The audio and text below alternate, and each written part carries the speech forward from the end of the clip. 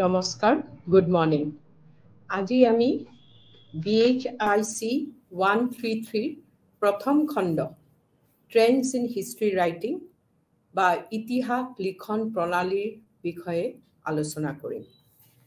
তাতে এই ইউনিটটো আমি পাৰ্চিয়ান হিষ্ট্ৰগ্ৰাফী, আৰবিক হিষ্ট্ৰগ্ৰাফী এইবোৰৰ বিষয়ে আলোচনা কৰিম। তাৰে লগত আমি মোগলৰ সাম্ৰাজ্যত কি ধৰণে ইতিহাস লিখন প্ৰণালী আছিলে আৰু সুলতানীসকলৰ আমলত কি ধৰণৰ আছিলে তাৰে ভিতৰত পাৰ্থক্যখিনি আৰু বিভিন্ন ৰকমৰ ফৰেইন ট্ৰেভেলাৰ্ছ বাহিৰৰ পৰা অহা যিখিনি মানুহ আছিলে তেওঁলোকে কি ধৰণে ইতিহাসৰ বিষয়ে এই সময়কালৰ বিষয়ে লিখি থৈ গৈছে তাৰে আলোচনা কৰিম। আমাৰ পিৰিয়ডটো হ'ল 1206 to 1707 আৰু এই সময়কালটো বিশেষকৈ মধ্যযুগৰ সুলতানী আৰু মোগলসকলৰ ৰাজত্বকাল।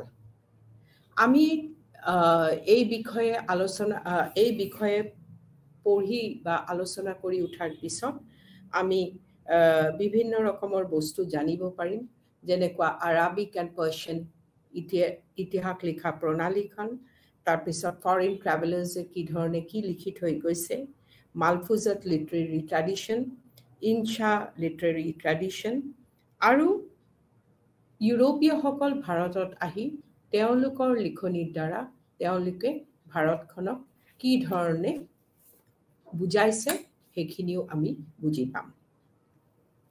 ইতিহাস হ'ল এটা জাতি বা এখন দেশৰ মূল দাপোন, স্বৰূপ বা আধাৰ। তাৰ ওপৰত ভিত্তি কৰিয়ে এখন দেশৰ সমাজ, সংস্কৃতি, অৰ্থনীতি, ৰাজনীতি তথা ধৰ্মীয় জীৱনৰ ৰেখাংকন কৰিব পৰা যায়। কোনো এক ৰাজবংশৰ সফলতা বিফলতাৰ এক সঠিক মৌলিক তথা জীৱন্ত আলোকপাত কৰা হয় ইতিহাসৰ মাধ্যমেৰে। কিন্তু ইতিহাস সঠিক মূল্যাঙ্কন বা মূল্যায়ন সম্পূৰ্ণ ৰূপ নিৰ্ভৰ কৰা ঐতিহাসিকজনৰ ওপৰত তথা তেওঁ নিৰ্বাচন কৰা সমলবিলাকৰ ওপৰত।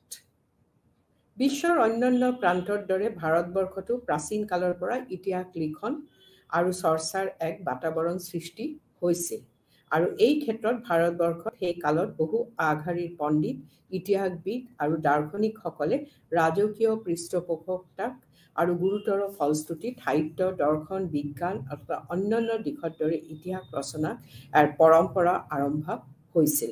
যদিও প্ৰাচীন কালত ভাৰতবৰ্ষত ৰচনা কৰা সকলোবিলাক গ্ৰন্থ সম্পূৰ্ণ ঐতিহাসিক ধৰ্মী নাছিল, কিন্তু ইতিহাসৰ ছাঁপোহৰত এই ৰচনাৱলীসমূহ আলোকিত হৈছিল।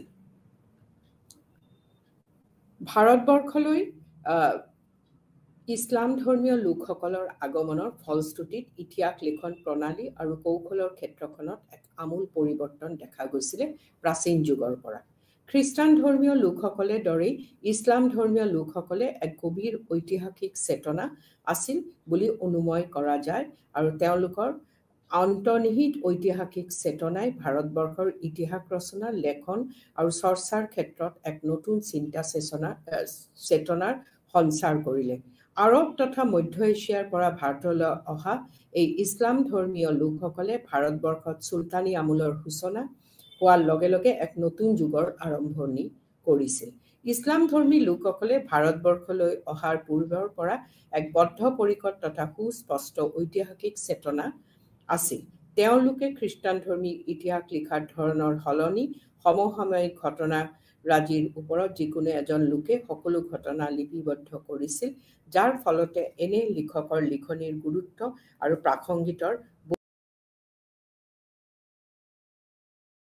ৰাজকীয় পৃষ্ঠপোষকতাক চুলতানী আমলৰ পৰা ভাৰতবৰ্ষত ইতিহাস লিখাৰ এক নতুন যাত্ৰাৰ আৰম্ভণি হয়, যিটো আমি মধ্যযুগৰ ভাৰত বুলি আমি বুজি পাওঁ।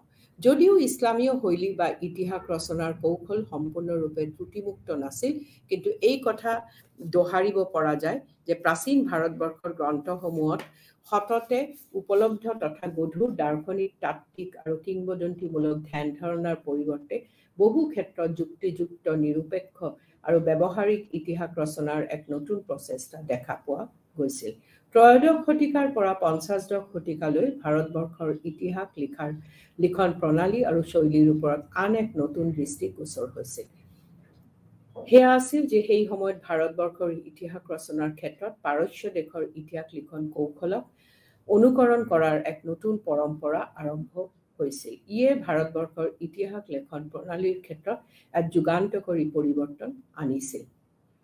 যদিও ইছলাম ধৰ্মীয় লেখকসকলে ত্ৰয়োদশ শতিকাৰ পৰাই ইতিহাস ৰচনা তথা লেখাৰ ওপৰত তেওঁলোকৰ আগ্ৰহ দেখুৱাইছিল, কিন্তু তেওঁলোকে পৰাপক্ষত ধৰ্ম আৰু দৰ্শনকৈ ইতিহাস ৰচনাতকৈ অগ্ৰাধিকাৰ দিয়া পৰিলক্ষিত হৈছিল। কিন্তু পাৰস্য ইতিহাসৰ ৰচনাৰ কৌশল তথা প্ৰণালীয়ে গুৰুত্ব লাভ কৰাৰ ফলত সততে উপলব্ধ সফলসমূহৰ ওপৰত বিচাৰ বিশ্লেষণ এক নতুন দিশ উন্মোচিত বহুগুণে বৃদ্ধি পাইছিল। যদিও ইয়াত ধৰ্মীয় ৰহনৰ দিশতকৈ আমি ওলাই পৰিব নোৱাৰো। চুলতানী আমলৰ দৰে মোগলসকলৰ আমলতো ভাৰতবৰ্ষৰ ইতিহাস ৰচনা তথা লিখনৰ দিশটো আৰু অধিক গুৰুত্ব লাভ কৰা দেখা গৈছিল। সমল তথা বিষয়বস্তুৰ ওপৰত তথা ইতিহাসৰ লেখাৰ কৌশলৰ ওপৰত কিছু নতুন নতুন দিশৰ সংযোজন ঘটিছিল। মোগলসকলৰ আমলত ইতিহাস ৰচনাৰ শৈলী, বিষয়বস্তু নিৰ্বাচন তথা লিখাৰ কৌশলে এক নতুন গতি লাভ কৰিবলৈ সক্ষম হৈছিল আৰু এই ক্ষেত্ৰত সমসাময়িক মোগল সম্ৰাটসকলে তাৰ গুৰি বঠা ধৰিছিল। এক নতুন শৈলীৰ ইতিহাসমূলৰ সাহিত্য যেন আত্মজীৱনী আদিয়ে ভুমুকি মাৰিছিল, যিয়ে চহকী তুৰ্কী সাহিত্যৰ এক অতি সুন্দৰ নিদৰ্শন দাঙি ধৰিছিল। সেই সময়ত চহকী পাৰ্চী ভাষাত ৰচনা কৰা অন্যতম কেইখন গ্ৰন্থ আছিল তুজুকি বাবৰি, হুমায়ুন নামা, আকবৰ নামা আৰু আইনী আকবৰী আৰু মুন্তখাব উল তাৰিখ। এই কেইখন লেখত ল'বলগীয়া গ্ৰন্থৰ পৰা সমসাময়িক মোগল আমলৰ অৰ্থ-সামাজিক, ৰাজনৈতিক, ধৰ্মীয় আৰু সাংস্কৃতিক দিশ সম্পৰ্কে অতি সুন্দৰকৈ জানিব পৰা যায়। আমি আজি মোগল আৰু চুলতানী যুগৰ দুয়ো যুগৰ বিষয়ে আমি আলোচনা কৰিম আৰু মোগল যুগত কি কি লিখনি আছিলে সেইখিনিও আলোচনা কৰিম। কিন্তু প্ৰথমতে আমি চুলতানী আমলৰ কিছুমান ইতিহাস লিখন প্ৰণালীৰ বিষয়ে কথা কওঁ। যেনেকৈ জিয়াউদ্দিন বাৰাণীৰ লিখনিসকল আছিল চুলতানী আমলৰ খুব ইম্পৰ্টেণ্ট বস্তু। তাৰপিছত আৰু বেলেগ বেলেগ আছে, যেনেকৈ হাছান নিজামী, তাজ উল মাছিৰ এণ্ড ফখৰ ই মুদাব্বিছ, আদাব উল হাৰ্ব ৱা সুজাত। আৰু এইবোৰ এইসকল লিখনি বিশেষকৈ দেখা গৈছে দে ৱেৰ অফিচিয়েল ডকুমেণ্টছ, তাৰমানে শাসন প্ৰণালীৰ বিষয়ে তেওঁলোকে বিশদভাৱে আলোচনা কৰিছিল। তাৰ বাহিৰে মিনাজুছ চিৰাজ জুজানিছ তাবক ই নাছিৰী, যিটো নাছিৰুদ্দিন মাহমুদৰ সময়কালৰ বিষয়ে লিখি থৈ গৈছে। আৰু জিয়াউদ্দিন বাৰাণী আৰু তাৰ আছে তাৰিক ও ফিৰোজ শ্বাহী, সেই আৰু এখন তাৰিক ই মুবাৰক শ্বাহী। এইসকল আছিল চুলতানী আমলৰ খুব ইম্পৰ্টেণ্ট, খুব গুৰুত্বপূৰ্ণ ইতিহাস লিখন প্ৰণালীৰ বিষয়ে এইসকল লিখনিৰ পৰা আমি জানিব পাৰোঁ। জিয়াউদ্দিন বাৰাণী তেওঁ বহুত বেলেগ বেলেগ ধৰণৰ লিখনি ইতিহাসৰ লিখন প্ৰণালী প্ৰস্তুত কৰি থৈ গৈছে। তেওঁৰ লিখনিৰ মাজত সকলোতকৈ ইম্পৰ্টেণ্ট হ'ল তাৰিক ই ফিৰোজ শ্বাহী এণ্ড ফতৱা ই জাহানদাৰী এণ্ড শ্বাহিফা ই নাত ই মাহমদী। এইসকল লিখনিত দ্বাৰা তেওঁ আলাউদ্দিন খালজীৰ বিভিন্ন ৰকমৰ অৰ্থনৈতিক সংস্কাৰসমূহৰ কথা, তাৰপিছত কি ধৰণৰ পলিটিকেল ষ্ট্ৰাকচাৰ্ছ, তাৰপিছত তেওঁ বহুত ক্ৰিটিকেলি বহুত সমালোচনা কৰিছিলে আলাউদ্দিন খালজীৰ সময়কালৰ। এইবোৰ লিখাৰ দ্বাৰা তেওঁ জিয়াউদ্দিন বাৰাণীয়ে চুলতানী আমলৰ বহুত ইম্পৰ্টেণ্ট কথা লিখি থৈ গৈছে। কিন্তু আমি যেনেকুৱাকৈ মোগল সাম্ৰাজ্যৰ আলোচনা কৰোঁতে আমি কেইটামান গুৰুত্বপূৰ্ণ গ্ৰন্থৰ কথা কৈছোঁ, সেই গ্ৰন্থবোৰ আমি অলপ বিশদভাৱে আলোচনা কৰিম। ভাৰতবৰ্ষত মোগল শাসনৰ মূল কৰ্ণধাৰ জাহিৰুদ্দিন মহম্মদ বাবৰে ৰচনা কৰা এখন অতি অন্যতম শ্ৰেষ্ঠ গ্ৰন্থ আছিল তুজুক-ই-বাবৰি। বাবৰ এজন প্ৰখ্যাত ৰাষ্ট্ৰ নিৰ্মাতা, সুদক্ষ যোদ্ধা আৰু সুনিপুণ প্ৰশাসক হোৱাৰ লগতে তেওঁ আছিল এজন কবি, লেখক আৰু কলা সাহিত্যৰ পৃষ্ঠপোষক। ষোড়শ শতিকাৰ ভাৰতবৰ্ষৰ সমসাময়িক তথা প্ৰতিষ্ঠিত লেখক পণ্ডিতসকলৰ ভিতৰত বাবৰৰ স্থান আছিলে অন্যতম। আৰু তেখেতে ৰচনা কৰা নিজৰ আত্মজীৱনী তুজুক-ই-বাবৰি বা বাবৰনামা গ্ৰন্থখন মধ্যযুগৰ ইতিহাস ৰচনা আৰু অধ্যয়নৰ বাবে অতি প্ৰয়োজনীয়। গ্ৰন্থখন চহকী সাহিত্যিক শৈলী আৰু সমান্তৰাললৈকে তাৰ ঐতিহাসিক ভিত্তি অতি লেখতলগীয়া হিচাপে পৰিগণিত হৈছে। বাবৰে নিজৰ আত্মজীৱনী বাবৰনামাখন 1530 খ্ৰীষ্টাব্দৰ ওচৰে পাজৰে লিখিছিল বুলি জানিব পৰা গৈছে। বিশ্ব সাহিত্যৰ এখন অন্যতম আগশাৰীৰ সাহিত্য কীৰ্তি হিচাপে তুজুক-ই-বাবৰিক বহু পণ্ডিত দাৰ্শনিকে স্বীকৃতি দিছে। তুজুক-ই-বাবৰি গ্ৰন্থখন প্ৰথম পৰ্যায়ত বাবৰৰ জীৱন তথা ৰাজনৈতিক, সামাজিক আৰু সাংস্কৃতিক দিশৰ ওপৰত এক বিস্তৃত আলোকপাত কৰা হৈছে। তুজুক-ই-বাবৰি গ্ৰন্থখনৰ লিখন শৈলী বা ধৰণ আছিল অতি আকৰ্ষণীয়। গ্ৰন্থখনত বৰ্ণিত সকলো ঘটনাৰাজি অতি সৰল সহজকৈ তুলি ধৰাৰ লগতে বৰ্ণনা শৈলীৰ সাৱলীলতাৰ ফলত ই অতি জীৱন্ত হৈ পৰিছে। লগতে তাত নানান ছবিও অংকিত কৰা হৈছে। বাবৰে গ্ৰন্থখন প্ৰথম ভাগতে নিজেই স্পষ্টকৈ প্ৰকাশ কৰিবলৈ প্ৰয়াস কৰিছে যে তেখেতে কেৱল প্ৰকৃত সত্যকেহে গ্ৰন্থখনৰ স্থান দিছে। সেইবাবে কোনো ধৰণৰ পাতনি বা আৰম্ভণি নাৰাখি পোনছাটেই মূল বিষয়বস্তু উপস্থাপন কৰিবলৈ প্ৰয়াস কৰিছে।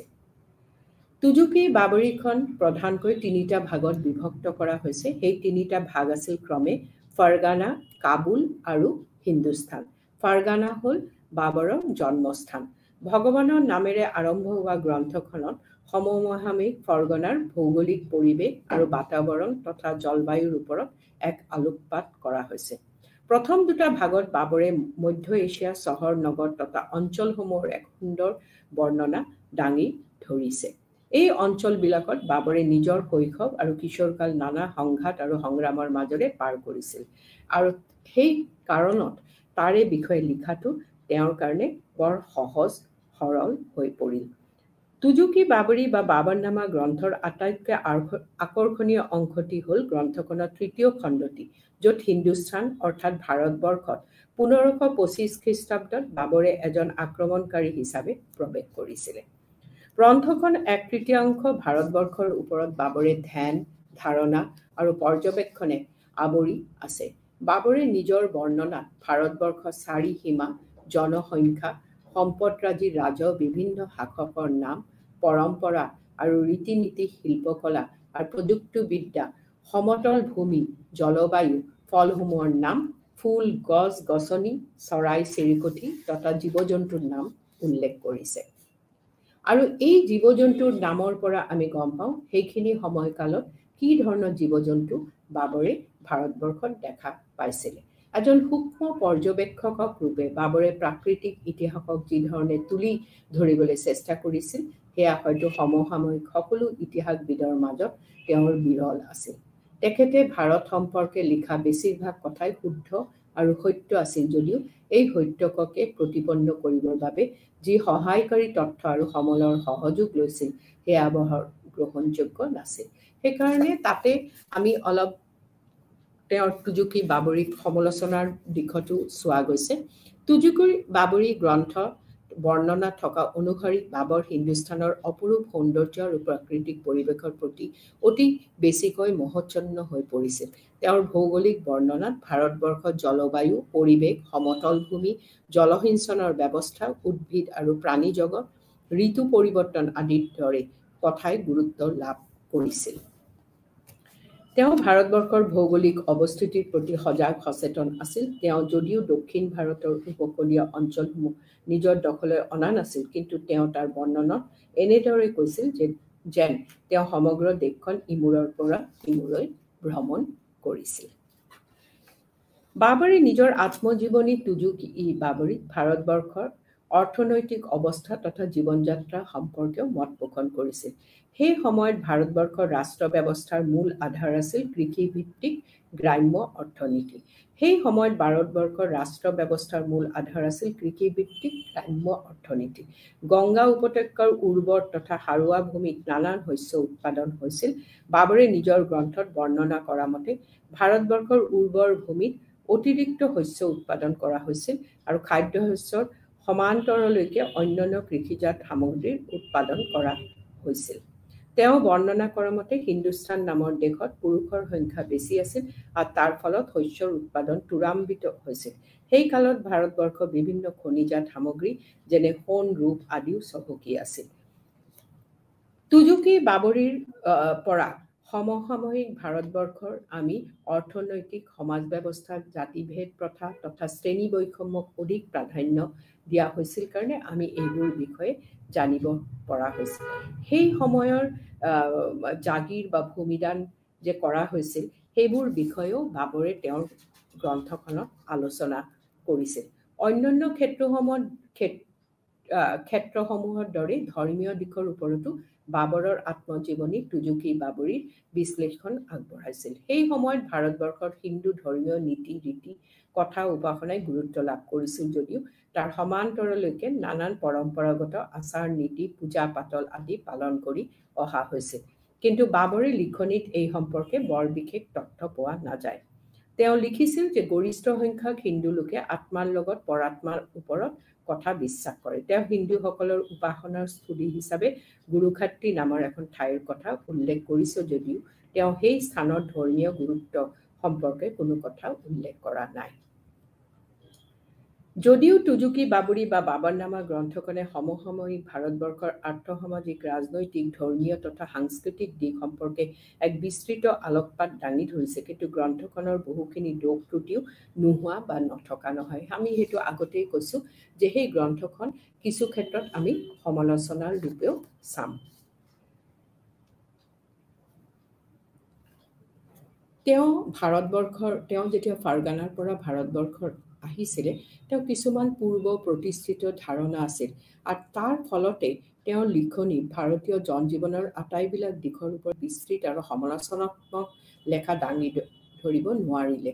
তেওঁ চাই পেলাই যিখিনি লিখিছে তাতকৈ অধিক বেছি তেওঁ কিছুমান কথা ভাবি আহিছিলে। আনহাতেদি মধ্যযুগৰ ভাৰতবৰ্ষৰ বহুতো মূল্যৱান সামগ্ৰী যেনে বস্ত্ৰ, নীল, মছলা, কপাহী, কাপোৰ আদি উৎপাদন কৰা হৈছিল আৰু বিদেশত তাৰ চাহিদা অতি বেছি আছিল। সেইবোৰ কথা আমি তুজুকি বাবৰিৰ পৰা জানিব পাৰোঁ। দ্বিতীয়তে আমি তুজুকি বাবৰিৰ পৰা মধ্যযুগ ভাৰতবৰ্ষৰ ইতিহাস ৰচনাৰ এক অতি অন্যতম সমল আছিল পাৰ্চী ভাষাত ৰচিত আন এখন লেখাত ল'বলগীয়া গ্ৰন্থ হুমায়ুন নামা। হুমায়ুন নামৰ ৰচক আছিল বাবৰৰ একমাত্ৰ জীয়েক তথা হুমায়ুনৰ ভগ্নী গুলবেদন বেগম। 1523 খ্ৰীষ্টাব্দে বাবৰৰ কাবুলত থাকোঁতে গুলবদন বেগমৰ জন্ম হৈছিল বুলি জানিব পৰা যায়। তেওঁৰ মাতৃৰ নাম আছিল দিলদাৰ বেগম, কিন্তু কম বয়সতে মাতৃৰ মৃত্যু হোৱাত মাহীমাক মহিম বেগমে গুলবদনক তুলি তালি ডাঙৰ দীঘল কৰিছিলে আৰু তেওঁৰ তত্ত্বাৱধানতে নিজৰ আনুষ্ঠানিক শিক্ষা আৰম্ভ কৰিলে।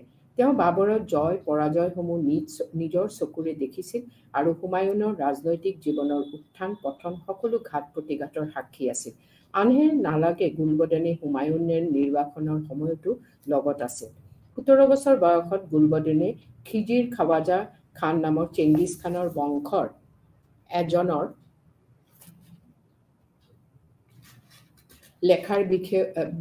লেখকক বিয়া কৰাইছিলে। তেওঁ নিজৰ পৰিয়ালৰ সকলোবিলাকক ঘটনা দৰ্শক হৈ পৰিছিল আৰু জীৱনৰ অন্তিম সঞ্চয় তেওঁ মহামতী আকবৰৰ অধীনত পাৰ কৰিছিল।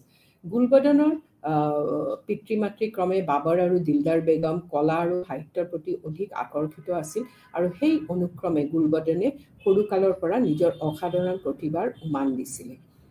গুলবদন বেগমৰ হুমায়ুন নামৰ সৰ্বমুঠ দুটা ভাগত বিভাজিত হৈ আছে।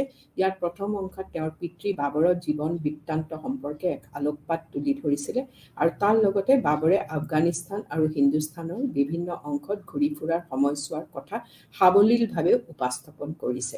অতি সুন্দৰভাৱে তেওঁ নিজৰ পিতৃৰ ঘৰুৱা জীৱনৰ কথা, বিবাহৰ কথা, ল'ৰা ছোৱালী তথা পৰিবাৰৰ লগত থকা সম্পৰ্কৰ কথা তথা আত্মীয় স্বজনৰ লগত থকা তেওঁৰ সুসম্পৰ্কৰ কথা পুংখানুপুংখকৈ ব্যক্ত কৰিছে। গুলবদন বেগমৰ হুমায়ুন নামাৰ দ্বিতীয় অংশটি বৰ্ণনা আৰম্ভ হৈছে হুমায়ুনৰ ৰাজত্বৰ সময়ৰ পৰা। ইয়াত তেওঁ হুমায়ুনৰ ৰাজ্য বিষয়ক অভিযান তথা হিন্দুস্তানৰ ওপৰত তেওঁ পুনৰ বিজয়ৰ কথা সাঙুৰি লোৱা হৈছে। ইয়াৰ উপৰিও তেওঁৰ লিখনিত আন বহুতো ঐতিহাসিক তথ্য দিয়া হৈছে যিবোৰ সমসাময়িক অন্য ৰচনা আৰু গ্ৰন্থত পোৱা নাযায়। ইয়াৰ ভিতৰত অন্যতম আছিল যুদ্ধৰ সময়ত মোগল তিৰোতা হেৰুৱা কাহিনী, হুমায়ুনৰ বেয়া দিনৰ তিৰোতাসকলৰ ভিন্ন ভূমিকা তথা কাৰ্যৱলীৰ ওপৰতো এক সুন্দৰ বিশ্লেষণ দাঙি ধৰিবলৈ প্ৰয়াস কৰিছে। এই অংশটিত তেওঁ হুমায়ুনৰ ৰাজত্বৰ অৱসান হোৱাৰ কথাও ব্যক্ত কৰিছে। তেওঁ লিপিবদ্ধ কৰা এই কথাবোৰ বা পৰিস্থিতিৰ বিৱৰণ সমসাময়িক অন্য গ্ৰন্থত উপলব্ধ নহয়। সেইকাৰণে এই গ্ৰন্থখন খুব গুৰুত্বপূৰ্ণ বুলি ভাবা গ'ল। সেইবাবে হুমায়ুন নামা গ্ৰন্থখনৰ ঐতিহাসিক গুৰুত্ব সাম্প্ৰতিক প্ৰেক্ষাপটত যে অতি বেছি সেই কথা অনস্বীকাৰ্য। গ্ৰন্থখন আন এক অংশত মোগল আমলত হেৰেমত থকা নাৰীসকলৰ স্থান আৰু পৰিস্থিতিৰ সম্পৰ্কে অতি গভীৰ ৰেখাপাত কৰিছে।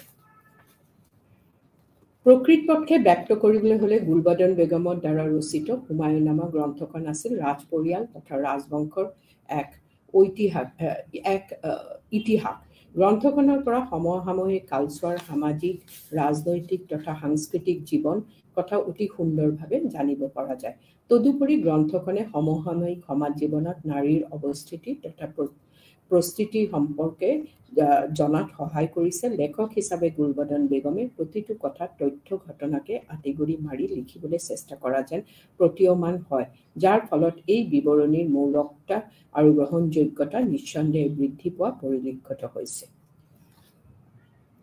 বাবৰনামা আৰু হুমায়ুন নামাৰ দৰে মধ্যযুগৰ ভাৰতবৰ্ষৰ আন এক অন্যতম লিখিত সমল আছিল পাৰ্চী ভাষাত আবুল ফজলৰ ৰচনা কৰা অন্যতম শ্ৰেষ্ঠ গ্ৰন্থ আইনী আকবৰী আৰু আকবৰনামা।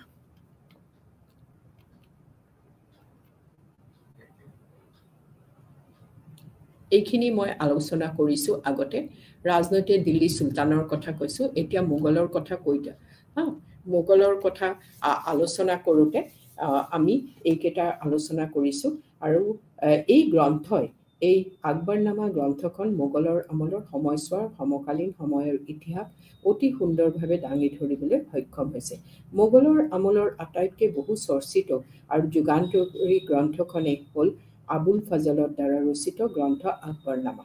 এই গ্ৰন্থখন আকবৰৰ আজ্ঞা অনুসাৰে আবুল ফজলে ৰচনা কৰিছিল। আবুল ফজলে 1551 খ্ৰীষ্টাব্দত জানুৱাৰী মাহত ভাৰতবৰ্ষলৈ প্ৰব্ৰজন কৰিছিল আৰু আজমেৰৰ ওচৰত সংস্থাপিত হৈছিল। জন্মসূত্ৰে আবুল ফজল আছিল এজন অনন্য প্ৰতিভাধৰ মানুহ আৰু 15 বছৰ বয়সত তেওঁ শিক্ষা সাং কৰি এজন সফল শিক্ষক হিচাপে পৰিগণিত হৈছিল। 1573 খ্ৰীষ্টাব্দত তেওঁ আকবৰৰ ৰাজভৱনলৈ আহে আৰু এক আনুষ্ঠানিক চীনা পৰিচয় ঘটে। মোগল সম্ৰাট আকবৰে ততালিকে তেখেতৰ প্ৰতিভাৰ উমান পাইছিল আৰু অতি সোনকালে তেওঁক আকবৰৰ ঘনিষ্ঠ হিচাপে পৰিগণিত হৈছিল। নিজৰ গুণ আৰু পাৰদৰ্শিতাৰ বলত অতি সহজে আকবৰৰ আশীষ ধন্য হৈ এটাৰ পিছত এটা সন্মানীয় পদবীত অধিষ্ঠিত হ'বলৈ সক্ষম হৈছিল। সম্ৰাটে আবুল ফজলক যিটো কামেই দিছিলে তেওঁ প্ৰতিটো কামেই অতি নিষ্ঠা আৰু আস্থাৰে সম্পূৰ্ণ কৰি সম্ৰাটৰ দৃষ্টি কাঢ়িছিল। এজন লেখক হিচাপে আবুল ফজলে অতি কম সময়ৰ ভিতৰত প্ৰতিষ্ঠা লাভ কৰিবলৈ সক্ষম হৈছিল। আকবৰে আবুল ফজলক তেওঁৰ শাসনকাল সম্পৰ্কে এক বিস্তৃত বিৱৰণ তথা লেখা প্ৰস্তুত কৰিবলৈ আদেশ দিছিল আৰু সেই আদেশ মতেই আবুল ফজলে আকবৰনামা লিখিছিল। এক ৰাজকীয় আদেশ আকবৰৰ পৰা জাৰি কৰা তেওঁ সকলো প্ৰদেশক প্ৰশাসন, সমাজ ব্যৱস্থা আৰু অৰ্থনৈতিক অৱস্থা সম্পৰ্কে সকলোবিলাকে বিতং তথ্য যোগান ধৰিবৰ বাবে আদেশ দিছিলে। তদুপৰি তেওঁক যোগান ধৰা তথ্যসমূহৰ সত্য আৰু গ্ৰহণযোগ্যতা প্ৰতিষ্ঠা কৰিবলৈ বিশেষ ব্যৱস্থাৱলী হাতত লৈছিল। আবুল ফজলে এনেধৰণৰ সুদূৰ প্ৰসাৰী ব্যৱস্থাৰ বাবে এক ৰাজকীয় সংগ্ৰহালয় বা তথ্যগাৰ গঢ় লৈ উঠিছিল। সেই সমগ্ৰ প্ৰক্ৰিয়াত তথ্য আহৰণ কৰা তথ্য আৰু ভালদৰে পৰীক্ষা কৰাত বহু সময় আৰু অশেষ কষ্ট স্বীকাৰ কৰিব লগা হৈছিল। আবুল ফজলে আকবৰৰ শাসনকালৰ সকলোবিলাক দিশে ফহিয়াই চাই আকবৰৰ শাসনকালৰ ওপৰত সৰ্বমুঠ 5টা খণ্ড লিখিবলৈ আগ্ৰহী হৈছিল। ইয়াৰ পঞ্চম খণ্ডটি আকবৰৰ সময়ছোৱাৰ প্ৰশাসনীয় অনুষ্ঠান প্ৰতিষ্ঠানৰ ওপৰত লিখাৰ ওপৰত মনস্থ কৰিছে। আবুল ফজলে আকবৰনামাখন পূৰ্ণাংগ ৰূপে দিয়াৰ আগতে মূল খচৰাখন 5বাৰ চকু ফুৰাইছিল আৰু অশেষ কষ্ট স্বীকাৰ কৰি তাৰ অৱশেষত সম্পূৰ্ণ কৰিছিল। প্ৰশাসনৰ ওপৰত তেওঁ ৰচনা কৰা খণ্ডটি 1593 খ্ৰীষ্টাব্দত সম্পূৰ্ণ কৰিছিল, যদিও বাকী 4টা খণ্ড সম্পূৰ্ণ কৰোঁতে অলপ সময় লাগিছিল। আকবৰনামা ৰচনা কৰাৰ লগতে ই এক প্ৰকাৰৰ আলোড়নৰ সৃষ্টি কৰিছিল। এই গ্ৰন্থখনত সম্ৰাট আকবৰে শাসনকালৰ ওপৰত ৰচনা কৰা এখন পূৰ্ণাংগ আৰু মৌলিক ইতিহাস হিচাপে চিহ্নিত কৰা হৈছে। গ্ৰন্থখনৰ মৌলিকতা আৰু তথ্যৰ সত্যতা, বিষয়বস্তুৰ পৰিসৰ, বিশ্লেষণাত্মক তথা সমলৰ প্ৰতি গ্ৰহণ কৰা সমালোচনাত্মক দৃষ্টিভংগীয়ে গ্ৰন্থখনক আৰু অধিক ওপৰলৈ নিয়াত অৰিহণা যোগাইছিল। তদুপৰি আবুল ফজলৰ আকবৰনামাৰ উপস্থাপন শৈলী আৰু বিশ্লেষণৰ ধাৰণ আছিল অন্যান্য তথা সুকীয়া। গ্ৰীচৰ বাবে যিদৰে থুচিডাইডিছ, ৰোমৰ বাবে যেনেকৈ টিচিয়াছ, ঠিক সেইদৰে মোগলসকলৰ বাবে আবুল ফজলৰ গুৰুত্ব আছিল। তেওঁলোক প্ৰকৃতাৰ্থে মোগলৰ ৰাজকীয় ইতিহাসৰ লেখক হিচাপে আখ্যায়িত কৰিব পৰা যায়। আবুল ফজলে অতি সন্তৰ্পণে আকবৰৰ আমলত সংঘটিত হোৱা সকলোবিলাক ৰাজনৈতিক, অৰ্থনৈতিক, সামাজিক কথা অনুধাৱন কৰিব পাৰিছিল। এই কথা কোৱা দ্বিমত নাই যে আবুল ফজলে চুলতানী আমলৰ ইতিহাস ৰচনা তথা লেখনৰ পৰা ফালৰি কাটি আহি এক নতুন ধাৰণা সূচনা কৰিছিল বুলি ক'লেও হয়তো অত্যুক্ত কৰা নহ'ব। ইতিহাস লিখনৰ ক্ষেত্ৰত তেওঁ যি যুক্তিবাদী তথা প্ৰগতিবাদী ধাৰণা হাতত লৈছিল সেয়া নিঃসন্দেহে প্ৰশংসনীয় আছিল।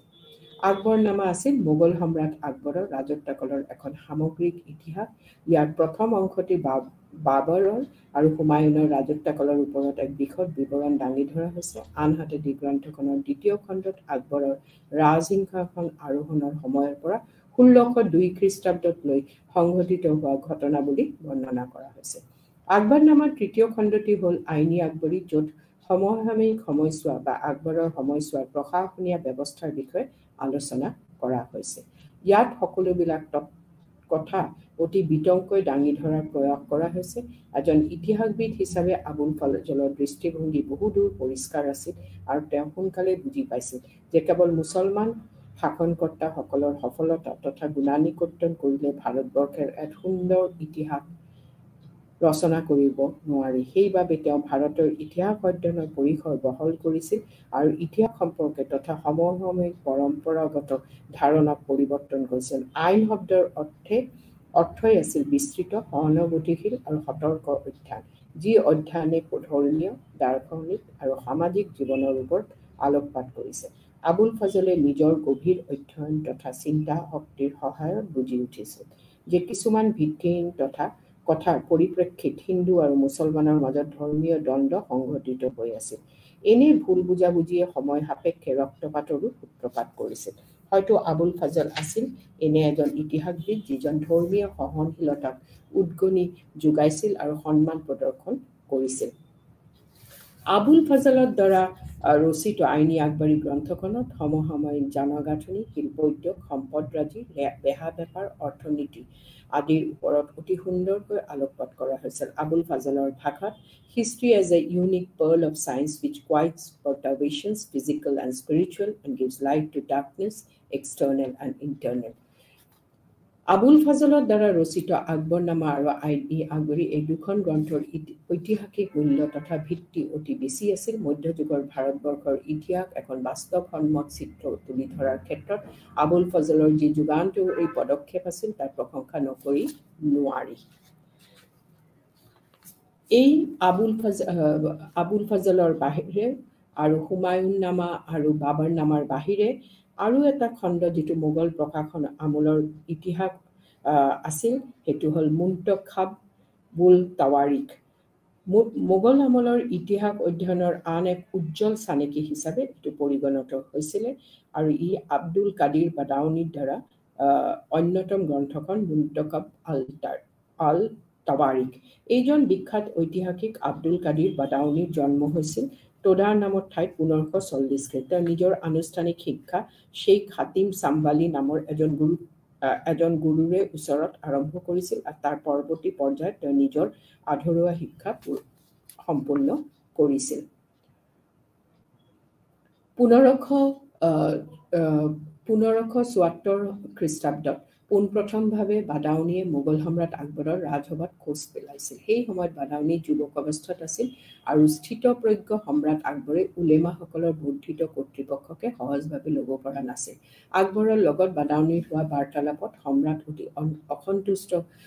অতি সন্তুষ্ট হৈছিল আৰু ইয়াৰ ফলত সম্ৰাটে তেওঁক উপাসনা কৰাৰ অৰ্থে ইমাম পদবী যাচিছিল লগতে তেওঁৰ সুন্দৰ কণ্ঠস্বৰৰ বাবে 1000 বিঘা মাটিও উপহাৰ স্বৰূপে প্ৰদান কৰিছিল বাদাউনি তেওঁৰ গ্ৰন্থ মুন্তখাব উল তাৰিখ ৰচনাৰ অন্তৰ্গত থকা কাৰণবোৰ দোহাৰিবলৈ যাওঁতে নিজ প্ৰকাশ কৰিছে যে তেওঁ ইছলাম ধৰ্মৰ কমি অহা গুৰুত্ব বিশ্বাসৰ প্ৰতি আন্তৰিক জ্বলন আৰু প্ৰচলিত আচাৰ আচৰণৰ প্ৰতি তেওঁৰ মনৰ বেদনা বৰ্ণি প্ৰকাশ কৰিবলৈ গ্ৰন্থখন ৰচনা কৰিছিল মুন্তখাব উল তাৱাৰিক আছিল প্ৰকৃতাৰ্থে এজন ঐতিহাসিক ৰচনা যি আকবৰৰ ৰাজত্বকালত সংঘটিত হোৱা মুছলমান বিৰোধী কাৰ্যকলাপৰ এখন প্ৰকৃত আৰু সত্য প্ৰতিচ্ছবি দিবলৈ প্ৰয়াস কৰিছিল বাদাউনিয়ে ইতিহাসক এক সুৰুচিপূৰ্ণ বিজ্ঞান বুলি গণ্য কৰিছিল কিন্তু তাৰ যুক্তিবাদী বিজ্ঞানসন্মত চিন্তা হিচাপে লোৱাটোকে সমীচীন বুলি ভবা নাছিল এই কামক তেওঁ অদূৰদৰ্শী কাম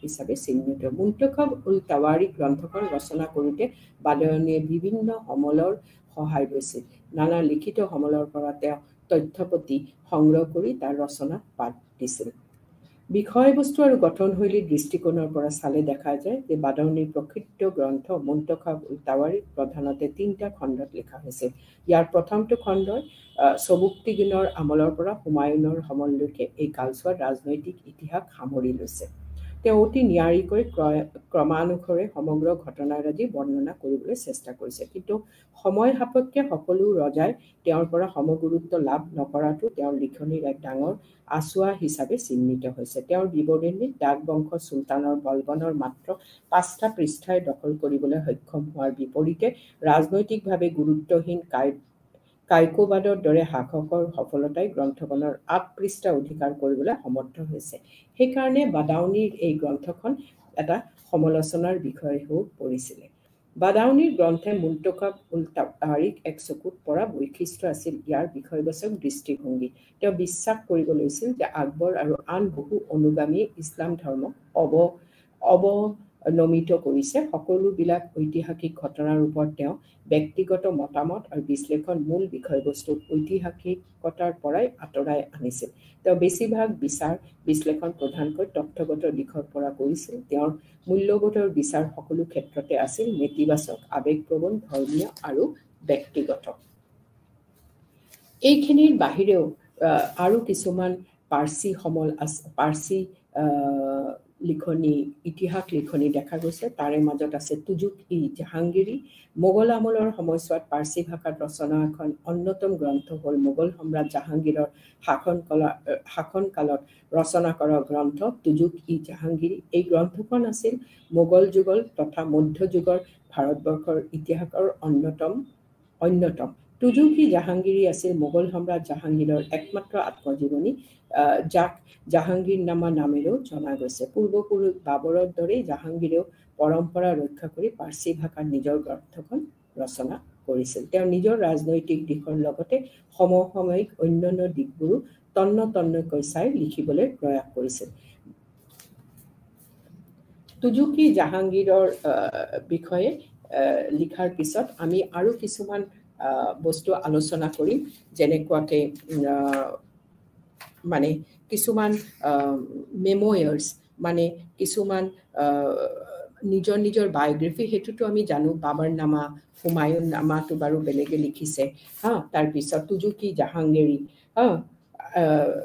আৰু কিছুমান কথা যেনেকুৱা পাতশাহ নামা মোগল আমলত ৰচিত হোৱা আন এখন অতি লেখতলবীয়া গ্ৰন্থ আছিল সম্ৰাট শ্বাহজাহানৰ ৰাজত্বকালত ৰচনা কৰা পাতশ্বাহ নামা গ্ৰন্থখন। মধ্যযুগৰ ভাৰতবৰ্ষৰ অতি সুন্দৰ বৰ্ণনা থকা এই গ্ৰন্থখন পাৰ্চী ভাষাত সম্ৰাটৰ আদেশ মৰ্মে ৰচনা কৰা হৈছিল আৰু ইয়াত ৰচয়িতা আছিল শ্বাহজাহানৰ ৰাজসভাৰ এজন অতি বিদগ্ধ পণ্ডিত আব্দুল হালিম লাহোৰী। সম্ৰাট শ্বাহজাহানে তেওঁৰ শাসনকালৰ অষ্টমটো বছৰত ইতিহাস ৰচনা কৰিবৰ বাবে আদেশ জাৰি কৰি এই আদেশক শিৰোগাত কৰি অৱশেষত 1648 খ্ৰীষ্টাব্দত আব্দুল আহমেদ লাহোৰীয়ে পাতশ্বাহ নামা ৰচনাৰ কাম সমাপ্ত কৰে। এই গ্ৰন্থখন সৰ্বমুঠ দুটা ভাগত বিভাজিত আৰু এই দুইটা ভাগত শ্বাহজাহানৰ ৰাজত্বকালৰ বিভিন্ন ঘটনা প্ৰবাহক সাঙুৰি লোৱা হৈছে। গ্ৰন্থখনত সমসাময়িক আৰ্থ-সামাজিক, ৰাজনৈতিক, সাংস্কৃতিক তথা ধৰ্মীয় দিশৰ বৰ্ণনা সচিত্ৰকৈ তুলি ধৰিবলৈ প্ৰয়াস কৰা হৈছে। গ্ৰন্থখনৰ পাতনিতে জ্যামিতিক শৈলীৰ পাৰ্চী সূৰ্য, যাক জনপ্ৰিয়ভাৱে চামচা বুলি কোৱা হয়, তাৰ প্ৰতিচ্ছবি অংকিত কৰা হৈছে। ইয়াৰ পৰা অনুমান কৰিব পৰা যায় যে এই গ্ৰন্থখন সম্পূৰ্ণৰূপে ৰাজকীয় পোষকতা আৰু অনুপ্ৰেৰণাত ৰচনা কৰা হৈছিল। আৰু মধ্যযুগৰ ভাৰতবৰ্ষৰ ইতিহাস ৰচনাৰ ক্ষেত্ৰত সাহিত্যিক সমলবিলাকৰ ভূমিকা অপৰিসীম আছিল। মোগলসকলৰ আমলত ৰাজকীয় পোষকতা আৰু উৎসাহ তথা আদেশৰ ফলশ্ৰুতিত কিছুমান জীৱনী আৰু আত্মজীৱনী গ্ৰন্থ ৰচনা হৈছিলে, যিটো আমি মেময়াৰ্ছ বুলি কওঁ। ইয়াৰ ভিতৰত পাৰ্চী ভাষাত ৰচনা কৰা গ্ৰন্থসমূহৰ অৱদান আছিল অপৰিসীম। মোগল যুগৰ ভাৰতবৰ্ষৰ সমসাময়িক আৰ্থ-সামাজিক, ৰাজনৈতিক, ধৰ্মীয় আৰু সাংস্কৃতিক দিশৰ বিষয়ে এনেদৰে লিখিত গ্ৰন্থবিলাক গুৰুত্বপূৰ্ণ বৰঙণি আগবঢ়াইছিল। মোগলৰ আমলত ৰচনা কৰা তেনে এখন লেখতলবীয়া গ্ৰন্থ হ'ল মাছিৰ-ই-আলমগীৰ। গ্ৰন্থখন পাৰ্চী ভাষাত ৰচনা কৰা হৈছিল আৰু এই গ্ৰন্থত মোগল সম্ৰাট ঔৰংজেবৰ শাসনকালৰ প্ৰধান ঘটনা প্ৰবাহক বৰ্ণনা দিবলৈ প্ৰয়াস কৰা হৈছে। তাৰ বাহিৰেও আমি কিছুমান বস্তু এইটো খণ্ডত আলোচনাৰ বিষয়, যেনেকুৱা ইনচা মানে ক্ৰিয়েশ্যন, মানে যিটো মানে লিখি ওলোৱা হয়, এটা ক্ৰিয়েশ্যন।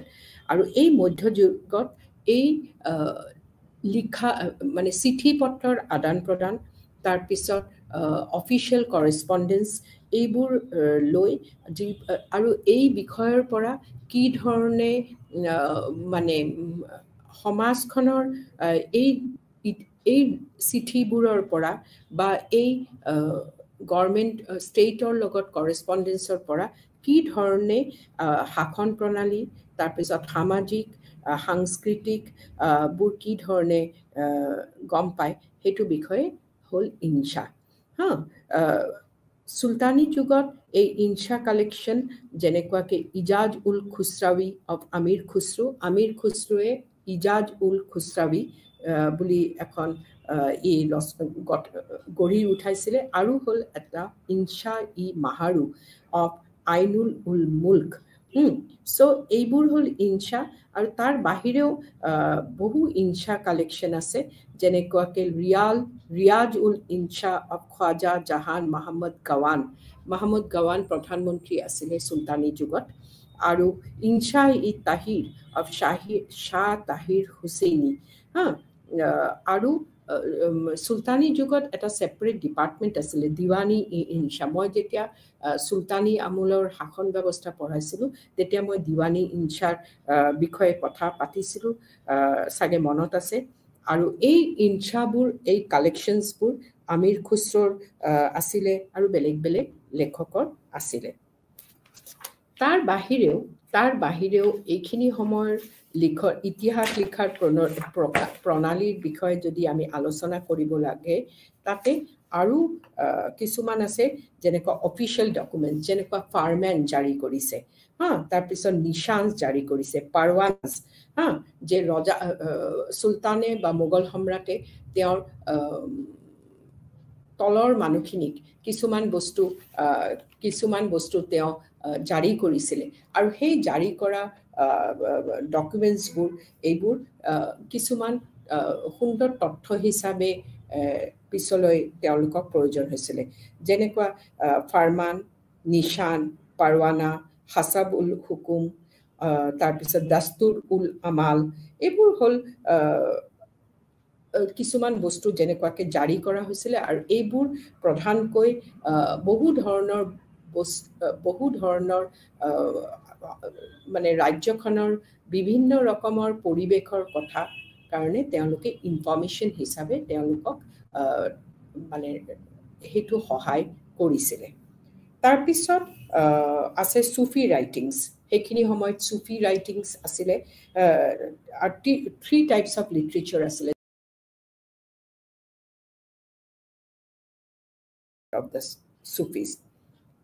মালফুজত হ'ল সুফি এইবোৰ সুফি চেইণ্টবোৰ তেওঁলোকৰ লগত আলোচনা তেওঁলোকৰ মাজত যিখিনি আলোচনা হৈছিলে সেইবোৰক মালফুজত বুলি কোৱা হৈছিলে আৰু মাকতুবত হ'ল তেওঁলোকৰ মাজত আলোচনাটো মালফুজত আৰু তেওঁলোকৰ মাজত যেতিয়া কথা মানে কিছুমান লিখনিৰ আদান প্ৰদান হৈছিলে চিঠি সেইবোৰ হ'ল মাকতুবাত আৰু তৃতীয়টো সুফি ৰাইটিংছৰ আণ্ডাৰত পৰে হ'ল দ্য বায়োগ্ৰাফিজ অফ দ্য সুফি চেইণ্টছ এই সুফি চেইণ্টসকলৰ বায়োগ্ৰাফিজবোৰ তেওঁলোকৰ নিজৰ আত্মজীৱনীবোৰ সেইবোৰো এটা চ'ৰ্চ অফ ইনফৰমেশ্যন তাৰ বাহিৰে আমি কিছুমান আঞ্চলিক সাহিত্য সেইখিনি সময়ত গঠন হৈছিলে যেনেকুৱাকৈ বাখাৰ আৰু বুৰঞ্জী মধ্যযুগৰ ভাৰতবৰ্ষৰ ইতিহাস ৰচনাৰ ক্ষেত্ৰত সমলসমূহৰ ভূমিকা অনস্বীকাৰ্য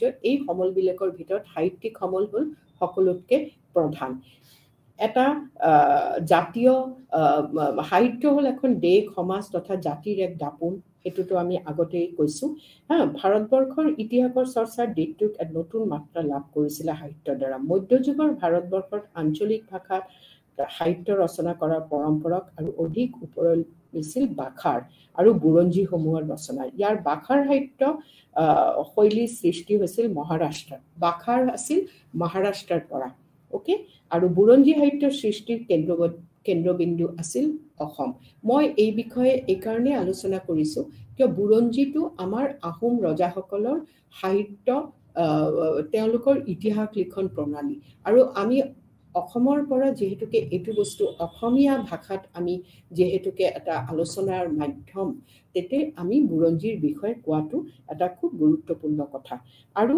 ইয়াৰ বাখাৰ সাহিত্যৰ সৃষ্টিটো আমি ক'লোৱে যে এইটো মহাৰাষ্ট্ৰৰ পৰা আঞ্চলিক ভাষা সৃষ্টি কৰা এই উভয় সাহিত্যৰাজিয়ে সমসাময়িক সময়ছোৱাত অভূতপূৰ্ব জনপ্ৰিয়তা অৰ্জন কৰিবলৈ সক্ষম হৈছিল মাৰাঠাসকলৰ ইতিহাস অধ্যয়ন আৰু চৰ্চা কৰিবৰ বাবে একোজন ইতিহাসৰ ছাত্ৰই ইতিহাস বিজড়িত বাখৰসমূহৰ সহায় ল'ব পাৰে বহুতো মাৰাঠী ইতিহাসবিদে বিভিন্ন সমলৰ জৰিয়তে মাৰাঠা জাতিৰ বুৰঞ্জী পুনৰ ৰচনাৰ দিশটোৰ ওপৰত গুৰুত্ব আৰোপ কৰিছে তাৰ ভিতৰত অন্যতম আছিল ক্ৰমে কাশীনাথ সানে ৰাজৱাডে খাৰে ইত্যাদি ঊনবিংশ শতিকাত কাশীনাথ সানে বিভিন্ন ৰাজকীয় চিঠিপত্ৰ তথ্য সমৃদ্ধ লেখা তথা বাখৰসমূহৰ প্ৰকৃত মূল্যাংকন কৰি তাক ৰচনা কৰিছিলে এনেদৰে মাৰাঠাসকলৰ ইতিহাস ৰচনা চিন্তাই অন্যান্য মাত্ৰা অৰ্জন কৰিছিল বুলি ভাবিবৰ থল আছে অন্যহাতেদি মধ্যযুগৰ অসমৰ ইতিহাস ৰচনা আৰু প্ৰণয়নৰ ক্ষেত্ৰত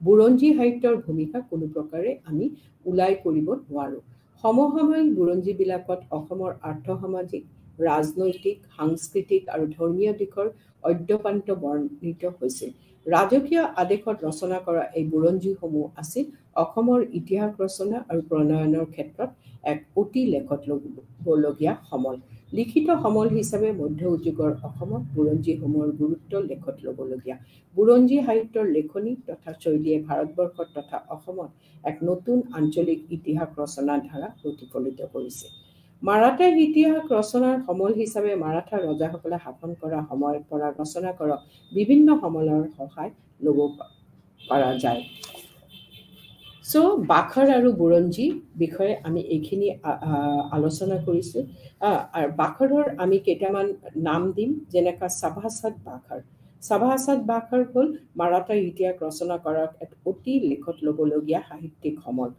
তাৰ পিছত আছিল চিটনিছ বাখাৰ হ'ল বাখৰৰ আন এক উল্লেখযোগ্য ভাগ বাখৰৰ কেইবাটাও ভাগ আছে তাৰে মাজত চিটনিছ বাখাৰ সভাসদ বাখাৰ আৰু এটা আছে চিত্ৰগুপ্ত বাখাৰ কোলহাপুৰৰ শাসনকৰ্তা ছত্ৰপতি শাম্ভুজীয়ে চিত্ৰগুপ্তক এখন বাখৰ ৰচনা কৰিবলৈ আদেশ জাৰি কৰিছিলে আৰু সেইটো চিত্ৰগুপ্ত বাখৰ হিচাপে ওলাইছিলে। তাৰ পিছত আছিলে শিৱাদিগ্বিজয় বাখৰ। বালাজী আভাজীৰ পুত্ৰ খাণ্ডু বাল্লালে 1718 খ্ৰীষ্টাব্দত ৰচনা কৰা বাখৰ নামটো আছিল শিৱাদিগ্য বাখৰ। আৰু এটা আছিলে শ্বেতগাঁওকাৰ বাখৰ। সেইটো আৰু এটা ভাগ। আৰু আছে চন্দ্ৰৰাও মোৰে বাখৰ, তাৰপিছত শ্ৰেষ্ঠী বাখৰ, তাৰপিছত পেশৱা বাখৰ, শাহু বাখৰ, ভাউ চাহেব বাখৰ, তাঞ্জোৰ বাখৰ। আৰু এই হ'ল গোটেইকেইটা বাখৰৰ বিভিন্ন ৰকমৰ কেটেগৰী। তাৰপিছত আমি বুৰঞ্জী সাহিত্যৰ কথা অলপ কওঁ যে আহোম সকলে যিহেতু চীন দেশৰ মাংলুং প্ৰদেশৰ পৰা আহিছিল, গতিকে তেওঁলোকৰ ভাষা আছিল টাই।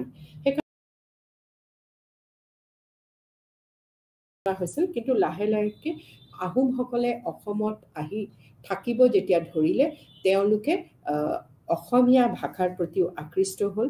আৰু অকল আকৃষ্টই হোৱা নাই, আৰু তেওঁলোকে তাতে অসমীয়া ভাষাত ৰচনা কৰাৰ পৰম্পৰাটো আৰম্ভ কৰিছিলে।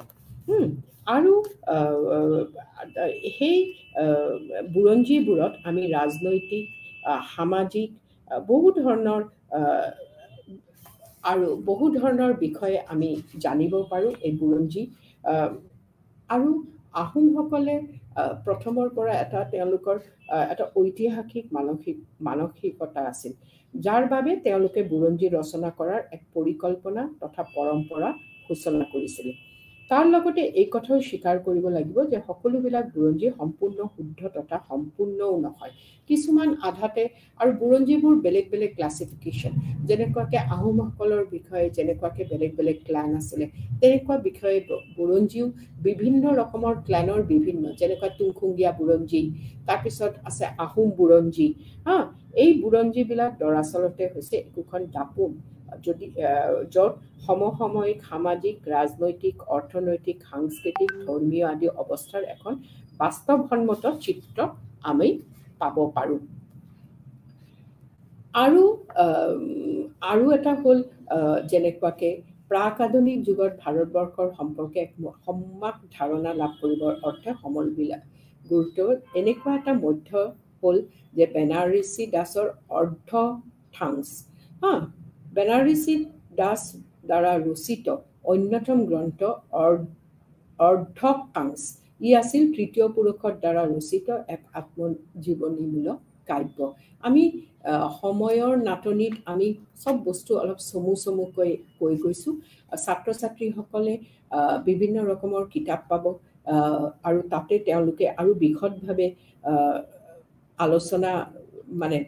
আলোচনাবোৰ চাব পাৰে। যেনেকুৱা বেনাৰসী দাস মূলতঃ এজন জৈন ধৰ্মী লোক আছিল, আৰু তেওঁ এই অৰ্ধথাংছ গ্ৰন্থ ৰচনা কৰিছিলে।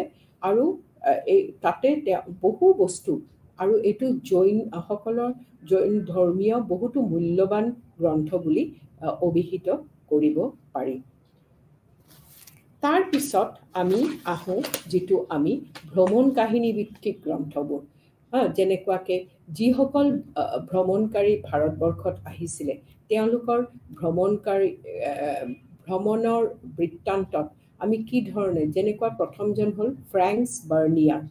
মোগলসকলৰ ৰাজত্বকালত ভাৰতবৰ্ষলৈ সময়ে সময়ে বিভিন্ন ভ্ৰমণকাৰী আগমন ঘটিছিল, আৰু তেওঁলোকে মোগল সম্ৰাটসকলৰ পৰা সকলো ধৰণৰ সমাদৰ আৰু পোষকতা লাভ কৰিছিলে।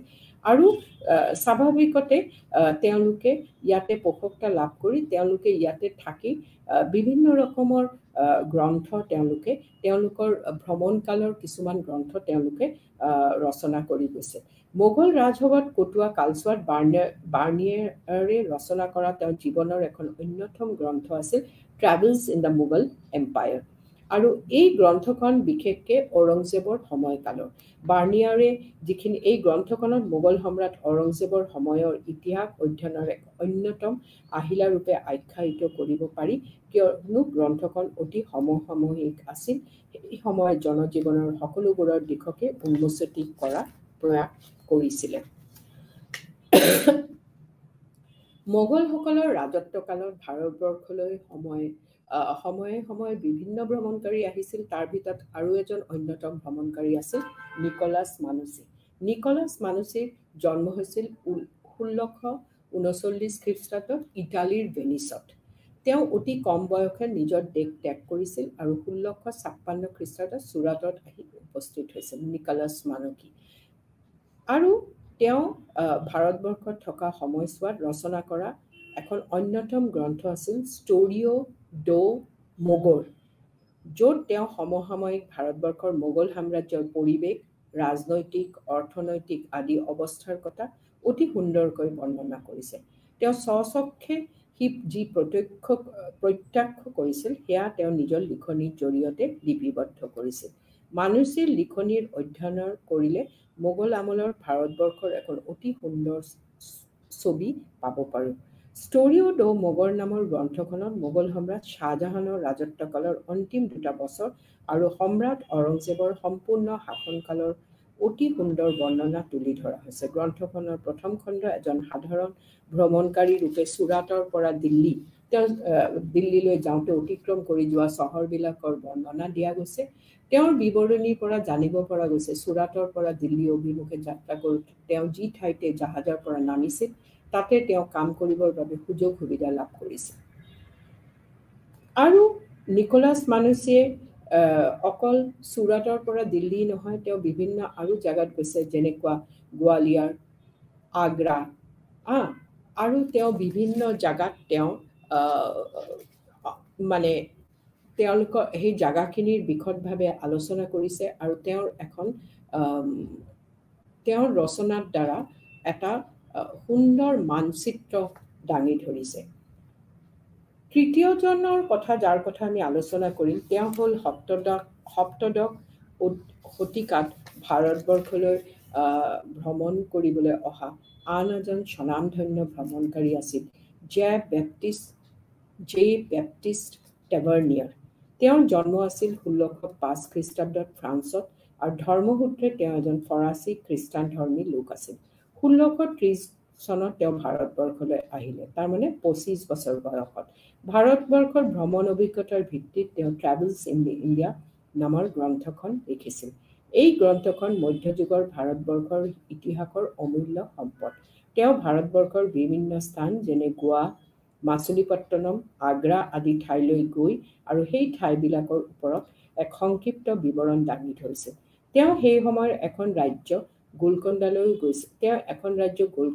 গৈছিল য'ত বহুতো মূল্যৱান মণি মুকুতা তথা পাথৰৰ সন্ধান লাভ কৰিছিল টেভাৰ্নিয়াৰৰ নিজৰ ভ্ৰমণৰ বৃত্তান্তৰ সমান্তৰলৈকে ভাৰতবৰ্ষত সমসাময়িক সময়ছোৱাত উপলব্ধ আপুৰুগীয়া মণি মুকুতাৰ কথাও বৰ্ণনা কৰিছে টেভাৰ্নিয়াৰৰ বিৱৰণকাৰীৰ পৰা সমসাময়িক ভাৰতবৰ্ষৰ বাণিজ্যিক অৱস্থাৰ বিষয়ে জানিব পাৰি তেওঁ ভাৰতবৰ্ষৰ মাদ্ৰাছলৈও গৈছিল আৰু মাদ্ৰাছৰ পৰা তেওঁ গণ্ডৈকৈতা নামৰ ঠাইলৈ গৈছিল য'ত তেখেতে ঔৰংজেবৰ সেনাপতি মীৰ জুমলাক লগ পাইছিল তাৰ পৰা তেওঁ গোলকণ্ডালৈ গৈছিল গোলকণ্ডাত অলপ দিন অতিবাহিত কৰাৰ পিছত তেওঁ চুৰাটলৈ যাত্ৰা কৰে তেওঁ ভাৰতৰ বিভিন্ন জাগাত যাত্ৰা কৰিছিল তেওঁৰ বৰ্ণনাৰ পৰা জানিব পৰা গৈছে যে গোলকণ্ডা এখন বাণিজ্যিকভাৱে চহকী চহৰ আছিল আৰু ব্যৱসায় বাণিজ্যৰ সম্প্ৰসাৰণৰ বাবে ই অতি চহকী হৈ পৰিছিল তদুপৰি তেওঁ ভ্ৰমণকাৰীসকলৰ নিৰাপত্তাৰ বাবে গ্ৰহণ কৰা যাৱতীয় সুৰক্ষামূলক ব্যৱস্থাৰ কথাও উল্লেখ কৰিছে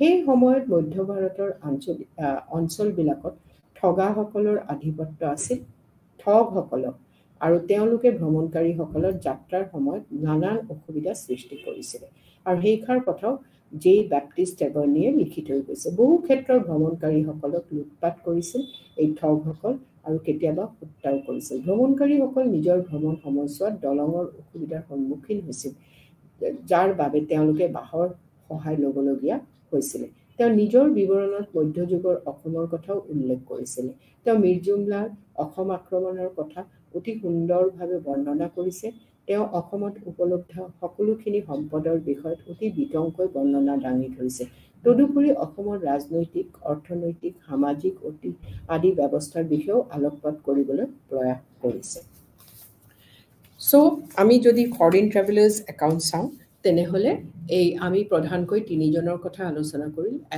এজন হ'ল জে বেপ্টিষ্ট টেভেনিয়াৰ, এজন হ'ল নিকলাছ মানুকি আৰু এজন হ'ল ফ্ৰান্সিছ বাৰ্নিয়াৰ। কিন্তু তাৰ বাহিৰেও কিছুমান জগ্ৰাফাৰ, কিছুমান মানে ভূগোলৰ মানে ভূগোলৰ ৰিচাৰ্চ কৰা মানুহ ভাৰতবৰ্ষত আহিছিলে।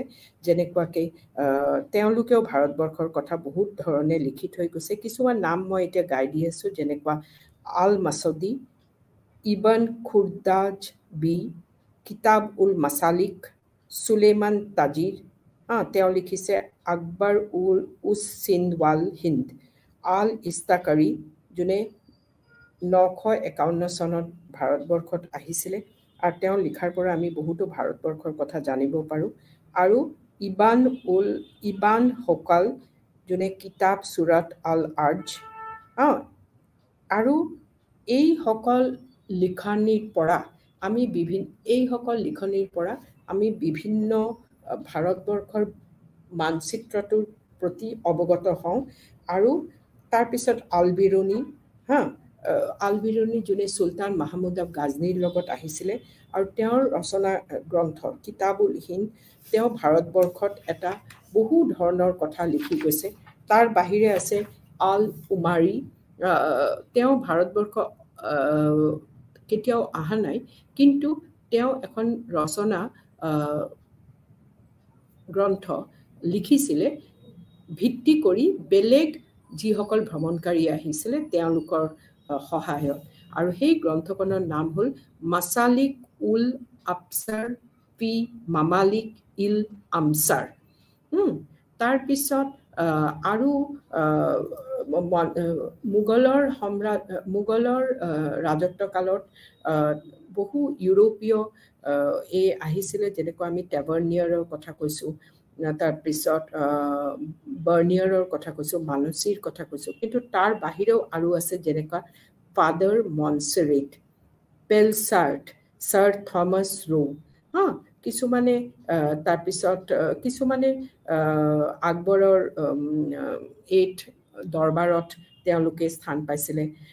আৰু Francis Pelsaert was the native of Antwerp বুলি এখন জাগাৰ তেওঁ ভাৰতবৰ্ষত আহিছিলে। থমাছ ৰো জাহাংগীৰৰ কোৰ্টত আহিছিলে 1615 চনত। আৰু এই থমাছ ৰই আহি তাৰে পৰাই আৰম্ভ হয় ভাৰতত ইষ্ট ইণ্ডিয়া কোম্পানীৰ এটা মানে বেপাৰ বাণিজ্যৰ যিটো যুগ, সেইটো এই ছাৰ থমাছ ৰো জাহাংগীৰৰ কোৰ্টত অহাৰ পৰা। টেভাৰ্নিয়াৰৰ কথা আমি কৈছোঁ, ফ্ৰান্সইছ বাৰ্নিয়াৰৰ কথা কৈছোঁ, নিকলাছ মানুকিৰ কথা কৈছোঁ। নিকলাছ মানুকি দাৰাশিখৰ বাহিনীত তেওঁ নিজকে সোমাই লৈছিলে। তেওঁ এজন ভেনিছৰ পৰা অহা মানুহ আছিলে। আমি ৰিজনেল হিষ্ট্ৰীৰ কথাও কৈছোঁ, যেনেকুৱা আমি বুৰঞ্জীৰ কথা কৈছোঁ, বাখাৰৰ কথা কৈছোঁ। কিন্তু তাৰ পৰাও ৰাজস্থানৰ আৰ্কাইভত কিছুমান কথা লিখা আছে, যে য'ত মানে বহু ধৰণৰ ফাৰমান, নিশান, চানাদ, আকবৰী দৰবাৰী মোৱাল্লা, এইবোৰ বস্তু যে ৰাজস্থানৰ ৰেকৰ্ড ৰুমত লিখা আছে। আৰু ৰাজস্থানৰ ৰেকৰ্ড ৰুমত সেইখিনি সেই লিখনিৰ পৰা পৰৱৰ্তী ইতিহাসবিদ যিসকলে মানে ৰিচাৰ্চ কৰিব খোজে, তেওঁলোকে এই জাগাবোৰৰ পৰা বহু ধৰণৰ সুবিধা পোৱাৰ আশা দেখা গৈছে। তাৰপিছত অকল ৰাজস্থান নহয়, পুনাত আছে যিটো আগতে পেশ্বৱা দপ্তৰ। পেশ্বৱাসকল, মাৰাঠা ৰাজ্যৰ পেশ্বৱাসকলে তেওঁলোকৰ লিখনিবোৰ, তেওঁলোকৰ চিঠিবোৰ তেওঁলোকে এটা জাগাত তেওঁলোকে ৰাখি থৈ গৈছে। আৰু এই পেশ্বৱা দপ্তৰটো এতিয়া পুনে আৰ্কাইভ বুলি, আৰু তেওঁ পেশ্বৱাসকলৰ বহু বস্তু আৰু মাৰাঠা ৰাজ্যৰ বহু বস্তু তাতে প্ৰিজাৰ্ভ কৰা দেখা যায়। বিজয়নগৰ এম্পায়াৰ, বাহামনি আৰু বিজয়নগৰ কিংডমো এই মধ্যযুগত আছিলে। আৰু বিজয়নগৰ এম্পায়াৰৰ কৃষ্ণদেৱা ৰায়ৰ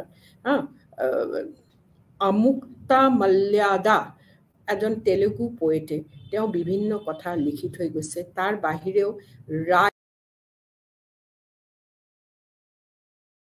কামু, স্থানাপতি নায়নী বিশ্বনাথ নায়কা তেওঁ লিখি থৈ গৈছে। এইবোৰ হ'ল চব আঞ্চলিক ইতিহাস। এতিয়া আমি গোটেইখিনি লগ লগাই এটাই বস্তু বুজি পাইছোঁ যে এই গোটেই ইতিহাস লিখন প্ৰণালী আজি আঞ্চলিকতে হওক বা মোগলৰে হওক বা চুলতানী আমলেৰে হওক, আমি বহু বস্তুৰ এটা জ্ঞান পালোঁ। আৰু এটা কথা, এই মোগল সম্ৰাটসকল আৰু চুলতানী ৰজাসকল তেওঁলোকে তেওঁলোকৰ লিখনিৰ দ্বাৰা বহু বস্তু আমাৰ পৰৱৰ্তী ছাত্ৰ ছাত্ৰীৰ কাৰণে থৈ গৈছে। Thank U.